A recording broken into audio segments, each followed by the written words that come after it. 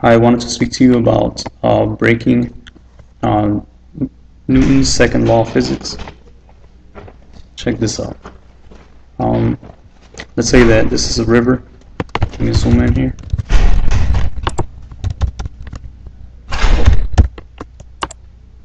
Okay, this is a river, and then this is a tube that goes into the river, and then have it made so that it doesn't harm any animals when it pumps the water out. Okay, yeah, when it sucks the water out, I mean. This pump, this is just an example, but it uses 1 kilowatts per hour to operate and bring gallons of water up this pipe, and then what's it called? It goes down over here, and this is a turbine. So each one of these represents 1 turbines. Okay, but then okay, so as long as this pump goes way takes the water up here, then the amount of gallons that this pumps up in 1 hour allows it to create the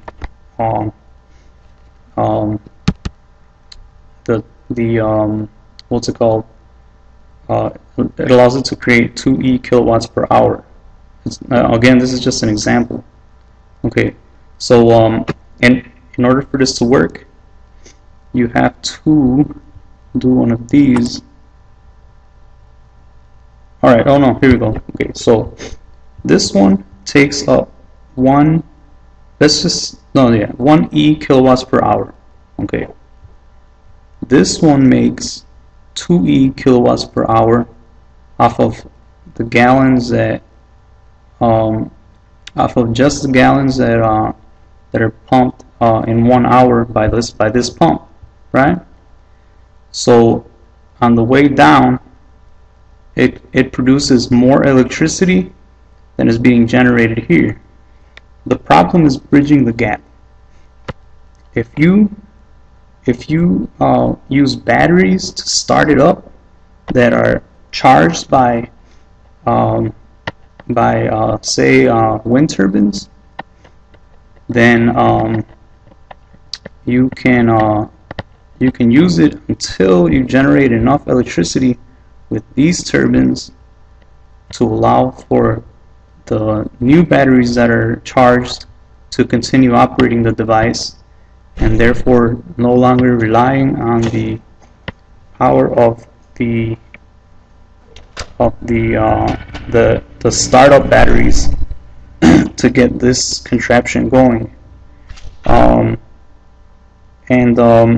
You can try it at home, but if you're having problems generating enough electricity to power or to break the second law of physics, Murphy's second law, I'm sorry, Newton's second law of physics, then you have to, excuse me,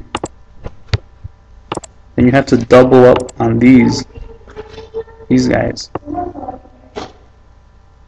and then what you have to do is triple up on them, and 4 times, 5 times, 6 times, 7 times, 8 times, 9 times, until you have enough batteries to break the second law of physics. And in case that doesn't convince you, then keep going with these until you have enough. Now this is a very large machine, so you will have to use the side of a mountain in order for it to work. So what you have to do is take like take any mountain, right? And then you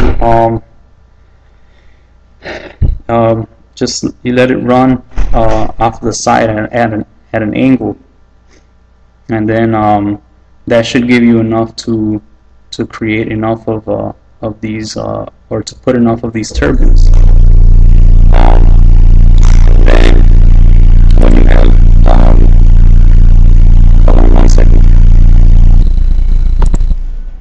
Then when you have enough power to, when you create enough electricity to power this motor,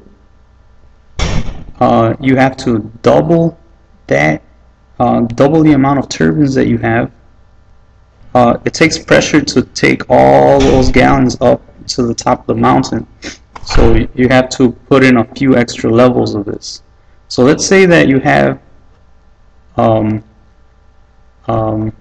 I don't know, 1,000,000,000,000 times more generators than I have just discussed.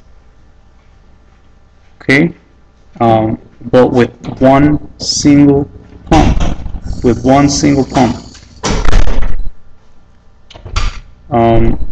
then you get the